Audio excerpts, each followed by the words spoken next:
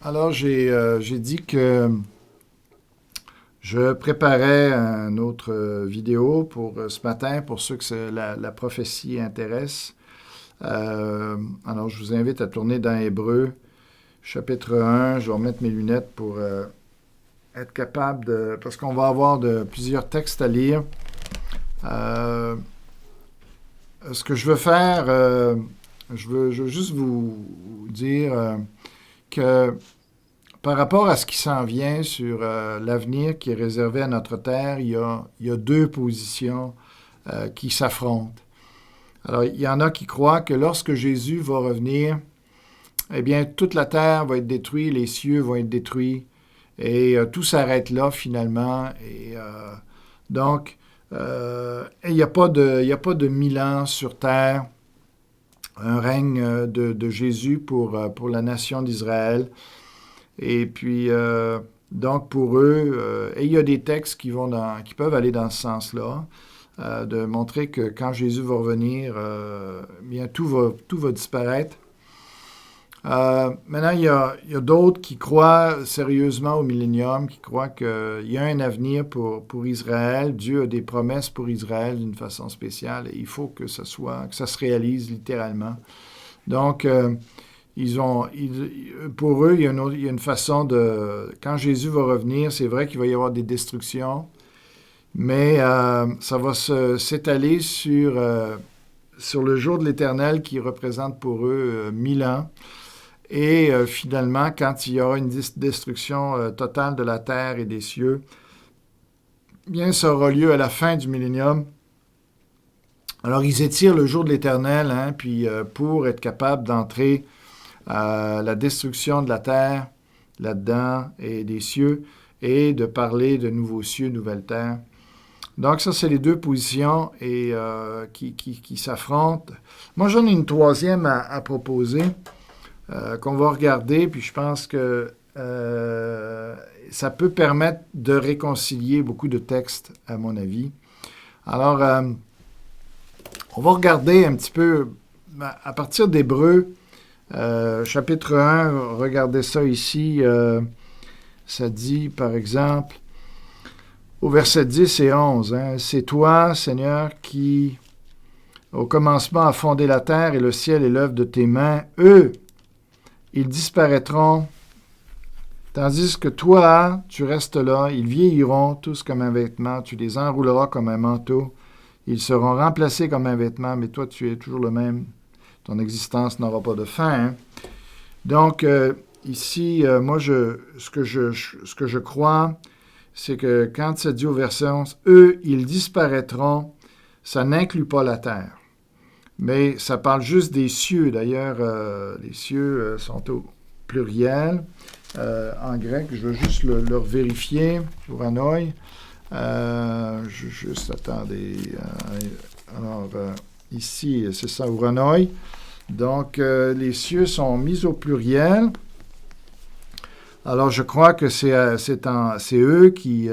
donc, c'est tout à fait acceptable de façon, dans l'exégèse, de dire au verset 11 que ça parle des cieux. Ici, eux, ils disparaîtront, tandis que toi, tu restes là. Ils vieilliront tous comme un vêtement, tu les enrouleras comme un manteau. Ils seront remplacés comme un vêtement, mais toi, tu es toujours le même. Ah, OK. Alors, voilà ma façon de voir la chose ici. Je n'implique pas la terre ici dans cette perdition ou cette disparition. On peut traduire différemment ici, dans ce vieillissement. Et d'ailleurs, il me semble que c'est exactement ça qu'Ésaïe 34 nous dit, 34 verset 4, si je ne me trompe pas. Ça parle du retour de Jésus, de la colère de l'Éternel. Puis au verset 4, bon, en tout cas, on peut commencer avec, puisqu'on a le temps quand même, on va commencer au verset 1. « Approchez-vous, nations, pour bien entendre, peuple. Soyez attentifs, que la terre écoute avec tout ce qu'elle contient, le monde avec tout ce qu'il produit. En effet, la colère de l'Éternel s'abat sur toutes les nations et sa fureur sur toute leur armée. Il les voue à la destruction, il les livre au carnage. Leurs victimes sont jetées, leurs cadavres exhalent la puanteur et les montagnes ruissellent de leur sang. Tous les corps célestes se désagrègent, le ciel est roulé comme un livre et tous ces corps tomberont comme la feuille de la vigne, comme celle du figuier. Donc, ici, on a vraiment que ça s'applique, tout ce désagrégement. Ça s'adresse au corps céleste, au ciel et tout ça, et pas à la terre. Et donc, ça, c'est intéressant de le remarquer. Il y a des jugements sur la terre, oui, mais pas une destruction complète, en tout cas sur la terre. Donc, ça, c'est le premier texte que je voulais vous montrer. Puis d'ailleurs, on peut aussi aller voir dans Apocalypse 6. Je ne dis pas que ça parle de la même période, mais il y a des thèmes qui sont très, très similaires. Alors, on peut regarder ça, Apocalypse 6, 12. Ça dit « Je regardais quand l'agneau ouvrit le 6e sceau. Il y eut un grand tremblement de terre, le soleil devint noir comme un sac de crin, la lune entière devint comme du sang, et les étoiles du ciel tombèrent sur la terre, comme les figues vertes d'un figuier secoué par un vent violent. Le ciel se retira comme un livre qu'on enroule, et toutes les montagnes et les îles furent écartées de leur place. Les rois de la terre, les grands et les chefs militaires, les riches, les puissants, tous les esclaves et les hommes libres se cachèrent dans les cavernes et dans les rochers des montagnes, et ils disaient aux montagnes et aux rochers, tombez sur nous et cachez-nous loin de celui qui est assis sur le trône et loin de la colère de l'agneau. En effet, le grand jour de sa colère est venu, qui peut résister? Donc, ça parle de bouleversement pour la terre, bien sûr, mais ça concerne, puisqu'ils disent qu'ils vont être capables de se cacher dans les cavernes et tout ça. Alors, ça montre que même s'il va y avoir des bouleversements incroyables sur la terre, c'est pas pour autant que la terre va être détruite, consumée, anéantie.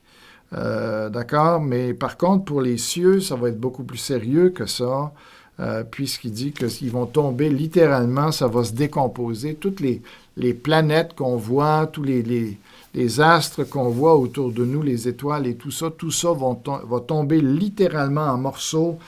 Et les morceaux ne seront pas trop gros, hein, mais ils vont voler en éclats. Toutes ces choses-là vont voler en éclats. Et la Terre va récolter de ces éclats-là. Il va y avoir des petits météorites qui vont affecter la Terre et tout ça. Mais ça, c'est très différent que de dire que la Terre va se détruire complètement. Donc, évidemment, il faut regarder le texte de Luc, dans Luc 17. On peut voir ça, Luc 17.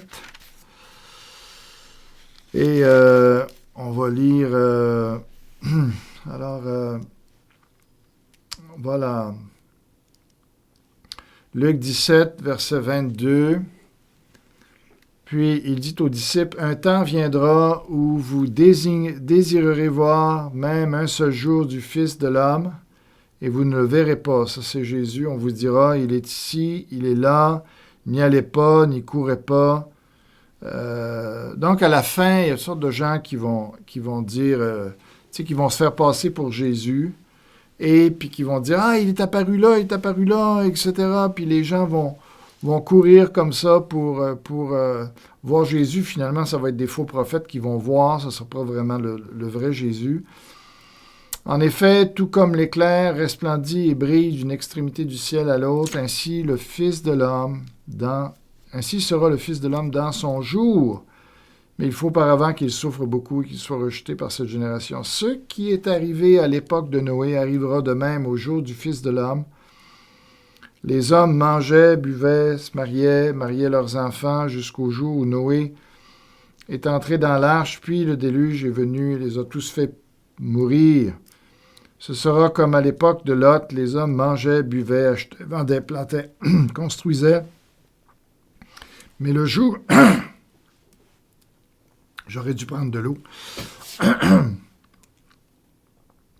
Mais le jour où Lot est sorti de Sodome, une pluie de feu et de soufre est tombée du ciel et les a tous fait mourir. Il en sera de même le jour où le Fils de l'homme apparaîtra. Donc ici, ça parle de ce qui va se passer à l'humanité. Ça ne parle pas de ce qui va se passer pour la terre elle-même. Alors, je n'aborde pas ce qui va arriver à l'humanité dans cette capsule. Je fais juste parler de ce qui va arriver à la terre, tout simplement par rapport aux cieux. On peut tourner dans Matthieu 24, verset 35. 24, 35. Ça dit, Jésus dit dans cette même période-là, le ciel et la terre disparaîtront, mais mes paroles ne disparaîtront pas. Alors, ici, on peut effectivement, ceux qui croient qu'il n'y a pas de millénium, ils peuvent effectivement dire le ciel et la terre disparaîtront, donc c'est clair, mais mes paroles ne disparaîtront pas. Et dire que c'est à ce moment-là, quand Jésus va revenir, parce que c'est ça le contexte de Matthieu 24. Je viens de vous le lire dans Luc 17, mais c'est la même chose dans Matthieu 24. Et puis, mais là, ça ne dit pas ça directement, nécessairement. Le ciel et la terre disparaîtront. Ça ne dit pas quand, nécessairement. Donc, ici, il y a moyen d'échapper à la conclusion que la terre disparaîtra à ce moment-là.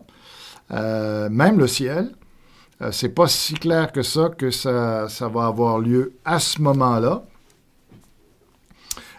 Mais ça peut être par étapes aussi. Hein? Le ciel disparaîtra à ce moment-là. Oui, effectivement, ça, je crois ça. On va le voir à la lumière de d'autres textes, de toute façon. Le ciel et la terre disparaîtront, mais ça n'a pas été obligé même là d'être en même temps. Hein? Mes paroles ne disparaîtront pas. Donc, c'est pas si clair que ça, ce verset-là, comment chacun peut l'utiliser selon son plan prophétique. Et c'est pas si évident que ça, mais c'est vrai que ceux qui croient qu'il n'y a pas de millénium peuvent utiliser facilement ce texte-là pour dire, regardez, il ne restera plus rien après. Donc, où est-ce que vous allez le placer, le millénium? Donc, oui, OK. C'est une façon, effectivement, de le voir, mais ce n'est pas la seule façon qu'on peut le voir pour réconcilier tous les textes bibliques qui touchent à cette question-là. Alors, maintenant, je vous invite à tourner dans 2 Pierre, chapitre 3. Pendant que moi, je vais juste tourner mes feuilles. 2 Pierre, chapitre 3, on va regarder ça. Je vais être sûr de ne pas manquer rien au verset 13. Alors, ça parle du retour de Jésus, bien sûr. Regardez ce que ça dit au verset 10, par exemple. Bon, on peut commencer au verset 9. « Le Seigneur ne tarde pas dans l'accomplissement de la promesse, comme certains le pensent. Au contraire, il fait preuve de patience envers nous, voulant qu'aucun ne périsse, mais que tous parviennent à la repentance. » Et après, il dit, « Le jour du Seigneur viendra comme un voleur dans la nuit. Ce jour-là, le ciel disparaîtra. » Ça, il me semble ici que c'est plus difficile d'échapper au fait qu'il y aura un grand, grand bouleversement dans le ciel au moment du retour de Jésus. De le placer 1000 ans après, ça, j'ai un peu plus de misère. Puis de voir le jour du Seigneur comme s'étirant sur 1000 ans. Moi, je ne pense pas ça. Je pense que le jour d'Éternel, au contraire, c'est un jour qui est d'une très courte durée. Alors, donc, je ne suis pas d'accord avec ceux qui étirent ce jour-là de cette manière-là. Donc, mais là, je n'ai pas le temps de faire une étude avec vous sur le jour de l'Éternel maintenant. Ce jour-là, le ciel disparaîtra avec fracas. Donc, quand il dit ce jour-là, là, c'est précis. Les éléments embrasés se désagrégeront et la terre, voyez-vous qu'il y a une distinction qui est faite entre le ciel ou les cieux et la terre avec les œuvres qu'elle contient sera brûlée. Mais on voit qu'il y a des jugements dans l'Apocalypse qui vont être des jugements de feu à l'égard de la terre. Mais moi, je ne pense pas ici que ça implique une destruction totale de la terre à ce moment-là. Il va y avoir une purification de la terre, oui, ça c'est clair. Que les hommes vont être détruits, oui, ça c'est clair. Mais que la terre elle-même, les fondements au moins de la terre ne subsisteront pas à tout ça. Pour moi, c'est pas clair du tout. Même, je dirais que ma position, c'est que la terre, il va rester quelque chose de la terre. Alors, puisque notre monde doit être dissous, combien votre conduite... Puis là, ça ne dit pas ça dans le grec, je m'excuse, là, mais j'ai pas regardé ça, mais ici, je vais juste aller vérifier, là, parce que je ne l'ai pas vérifié, mais ici, là, quand il dit, puisque tout notre monde, ça peut porter à confusion, je pense. Parce que dans le grec, ça dit... c'est très... il n'y a pas le mot « monde » qui est employé nulle part là-dedans, cosmos et tout ça, il n'y a pas ça du tout. Tout ce que ça dit, c'est tout cela ainsi sera dissous. Alors, si on prend le mot « dissous », hein, on le retrouvait même avant, le même mot, ici dans le verset 10, c'est le mot, attendez, c'est luomenon, et puis c'est ça, on le voit, ouais, au verset 10, avec une autre conjugaison, là, mais se dissoudront, lutesetai, alors c'est dissous. Alors, le terme... puisque tout notre monde ou tout cela doit être dissous. Mais avec le mot dissous, on voit clairement que c'est un mot qui a été appliqué au ciel avant et pas pour la terre. Donc, alors, moi, ça me permet de dire que il ne faut pas voir nécessairement la terre impliquée dans ça. Doivent être saintes, attendez et hâtez la venue du jour de Dieu, jour où le ciel enflammé se désagrégera encore, remarquez encore, le ciel se désagrégera et les éléments embrasés se fondront encore le ciel.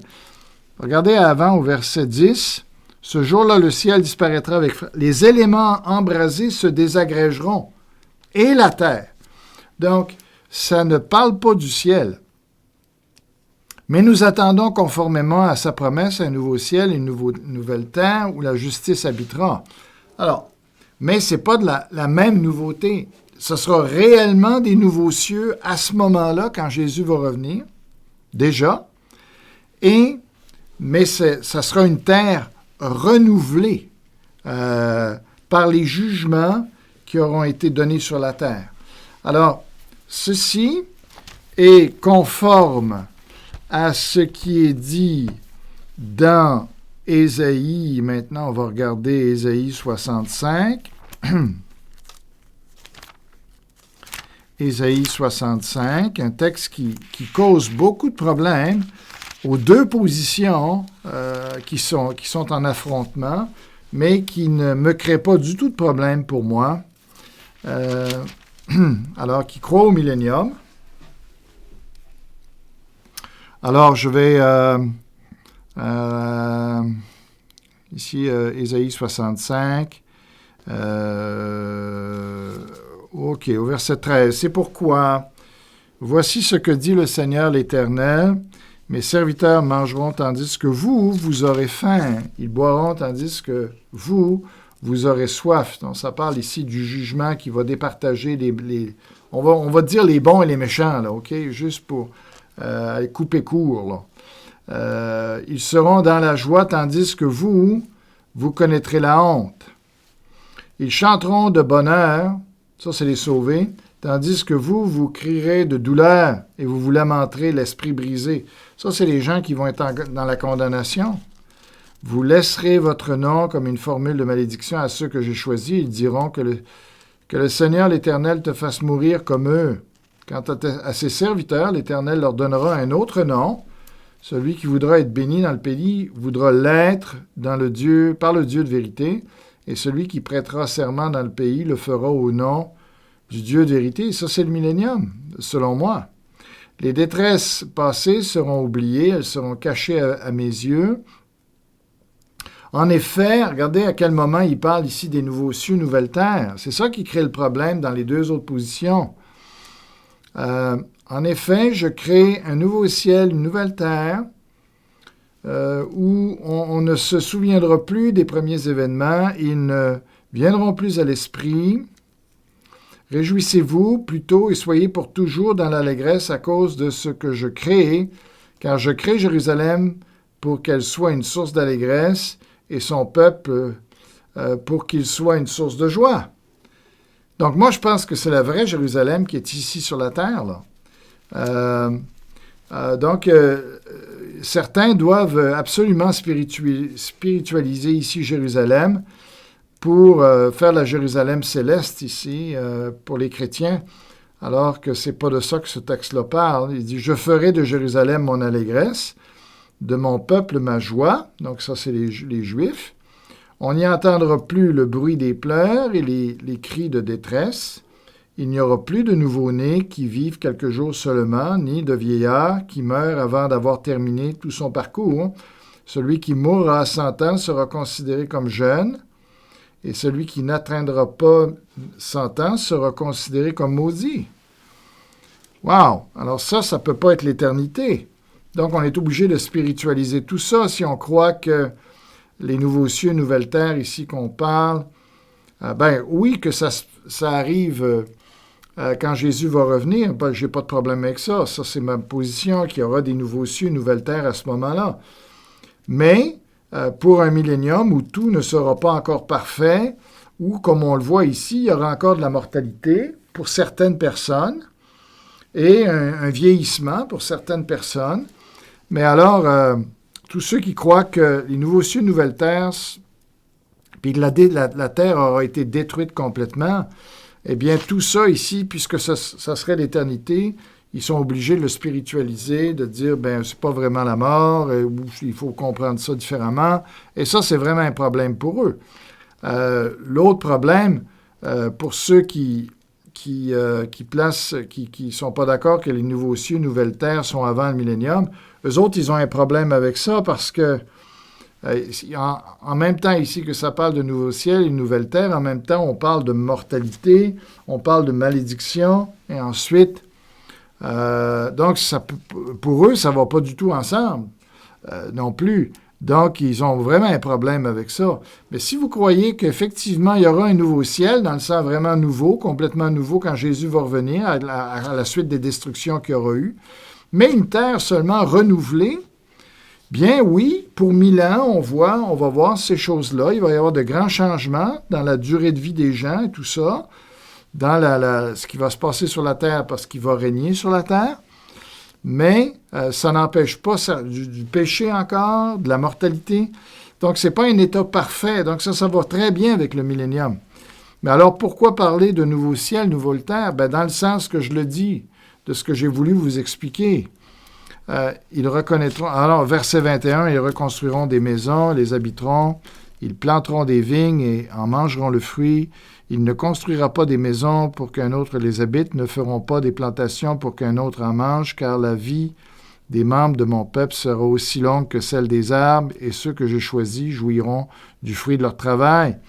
Ils ne se fatigueront pas pour rien, ils n'auront pas des enfants qui soient pour eux une source d'inquiétude. Dans l'éternité, il n'y a plus question d'avoir des enfants, là. C'est un état éternel. Alors ici, quand on parle d'avoir des enfants dans le millénium, oui, les Juifs vont continuer à avoir des enfants. Pas nous qui allons être ressuscités, mais les Juifs, oui. En effet, ils formeront une lignée de personnes bénies de l'Éternel et leur progéniture sera avec eux. Donc, Voilà, alors ça décrit le millénium, mais en même temps, ça parle des nouveaux ciels, nouvelles terres, comme on a vu dans 3 Pierre, chapitre 3, là, ce qu'on a vu, il va y avoir nouveaux cieux, nouvelles terres à ce moment-là. Donc, j'aimerais juste qu'on regarde maintenant Romains 8, parce qu'il faut mettre beaucoup de textes ensemble. J'espère avoir mis tous les textes qui sont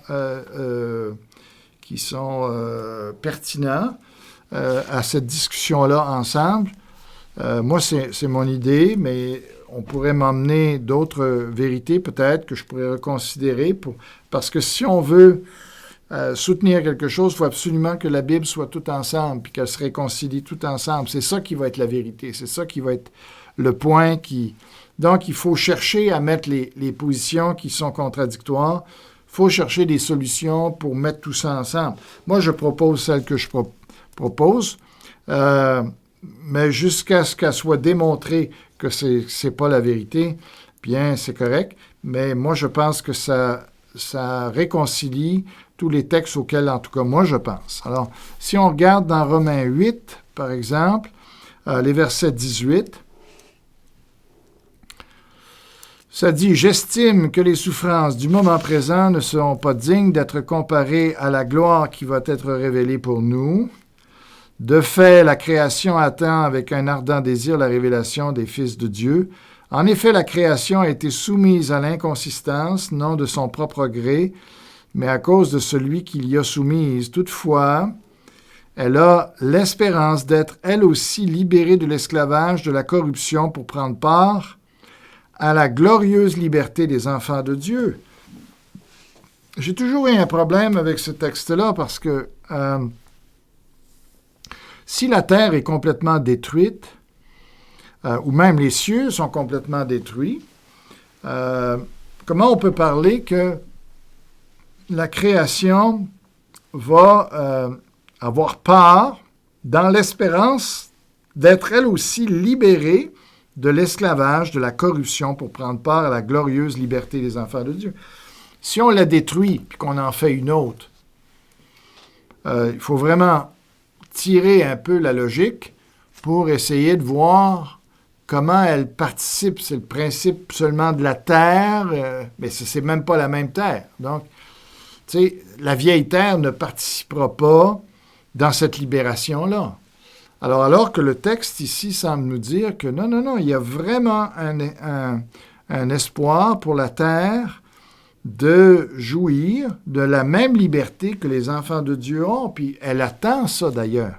Alors, de voir une destruction en bout de ligne qui va être totale, je me demande si ça correspond à ce que le texte dit ici. Moi, j'ai de la misère un peu à réconcilier ça. Par contre, je reconnais qu'il y a une certaine faiblesse dans ce que je dis avec le mot « la création » qui...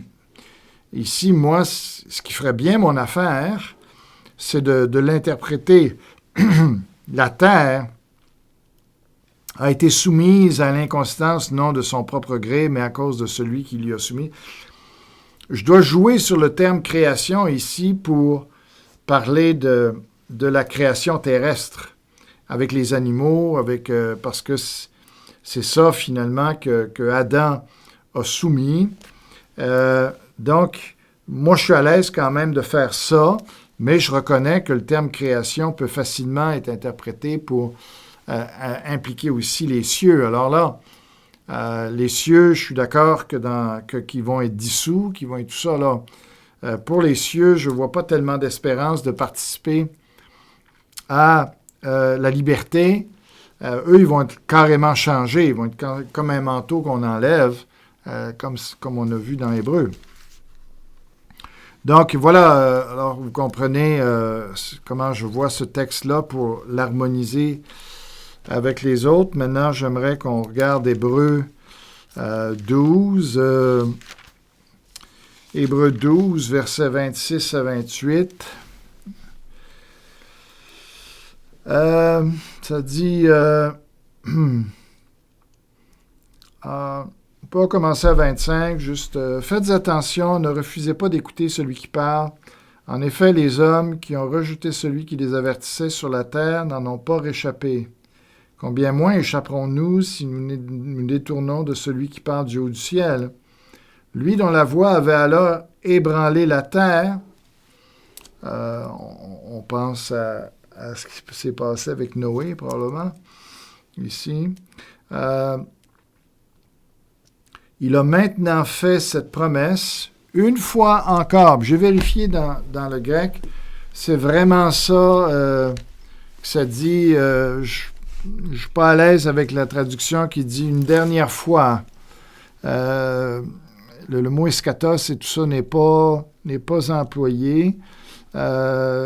C'est epiapax, en tout cas, pour ceux qui ne connaissent pas le grec, ça ne dit pas grand-chose, mais alors, vraiment, là, en regardant, je crois que ici, de le traduire,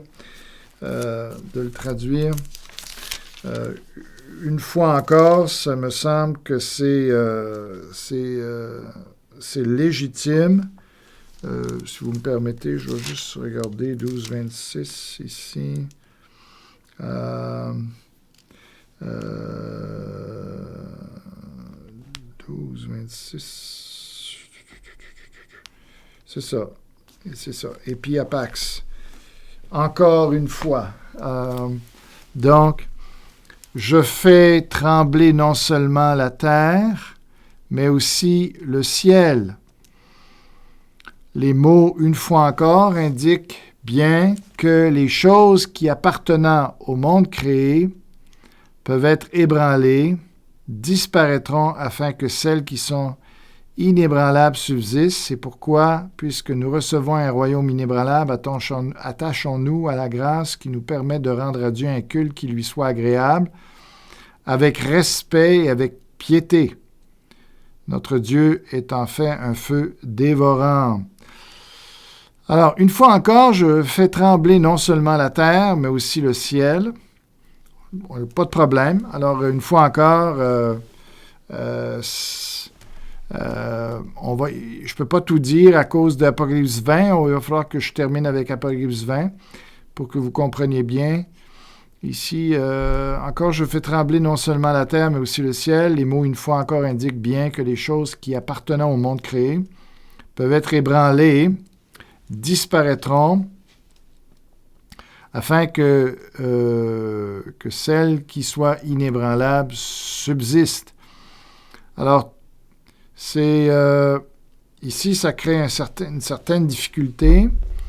En tout cas, pour les cieux, pour moi, c'est clair qu'ils vont disparaître à cause des autres textes aussi. Puis, par contre, de voir l'éternité par inébranlable, moi, ça me rend pas mal à l'aise. C'est juste que Dieu va... En tout cas, ce qui est inébranlable, c'est ce qui est dans la volonté de Dieu, ce qui est avec Dieu. Alors, pourquoi la terre est ébranlable? C'est parce qu'elle s'oppose à Dieu, elle est corrompue.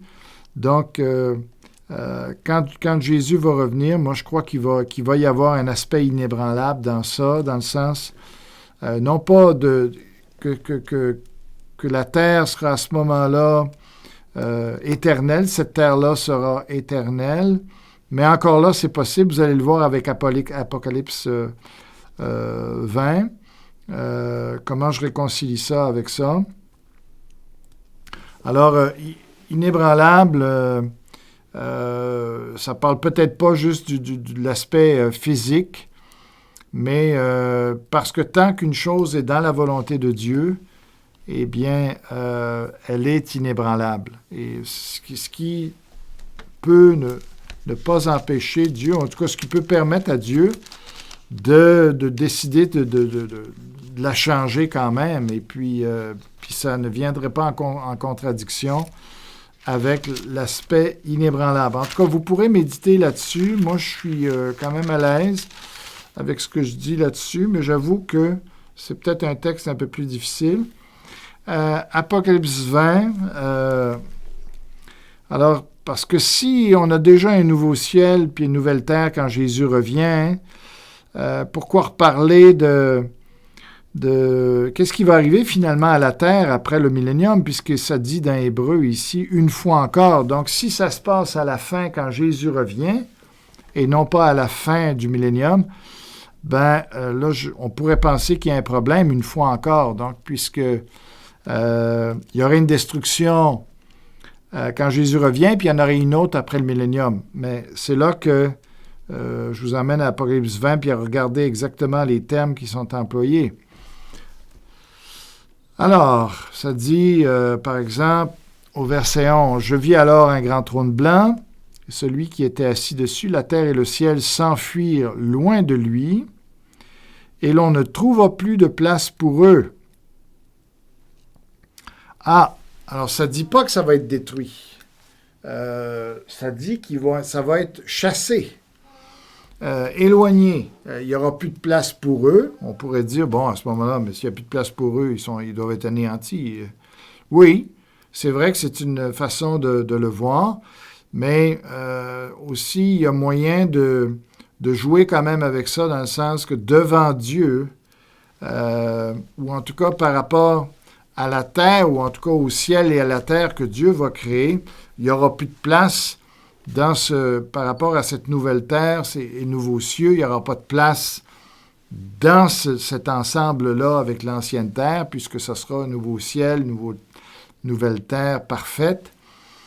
Mais ce qui ne veut pas dire nécessairement qu'elle va être anéantie, simplement qu'elle va être déplacée en dehors de cette sphère-là ou de cette réalité-là. C'est pour ça que les termes n'ont plus la faiblesse de ça pour ceux qui voudraient y voir une destruction. C'est pas évident non plus parce que la terre et le ciel s'enfuiront loin de lui. C'est une drôle de façon d'exprimer ça pour parler d'une conflagration, là, puis qui détruirait tout, puis tout ça. Ça, on a plus ça quand Jésus revient. Et puis, sauf pour la terre, comme j'ai dit, mais elle va être énormément transformée. Donc, il y a déjà des nouveaux cieux, nouvelles terres pour moi avant le millénium.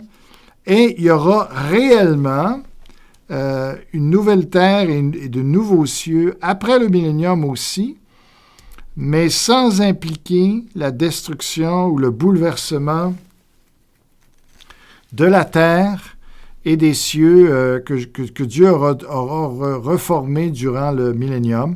Ils seront simplement chassés parce que, de toute façon, ça aura été, à un moment donné, ça aura été le lieu de la désobéissance, de la révolte à Dieu. Donc, Dieu ne veut plus rien. Mais ça ne dit pas clairement qu'il y aura une destruction à ce moment-là, ce qui serait en contradiction avec Hébreux 12, avec le « une fois encore, j'ébranlerai les choses ». Je ne sais pas si vous comprenez la chose encore, réfléchissez-y. Mais donc, en Apocalypse 21, « Puis je vis un nouveau ciel et une nouvelle terre, car le premier ciel et la première terre avaient disparu et la mer n'existait plus. » Là, je pense qu'il y a vraiment quelque chose que Dieu va refaire, carrément.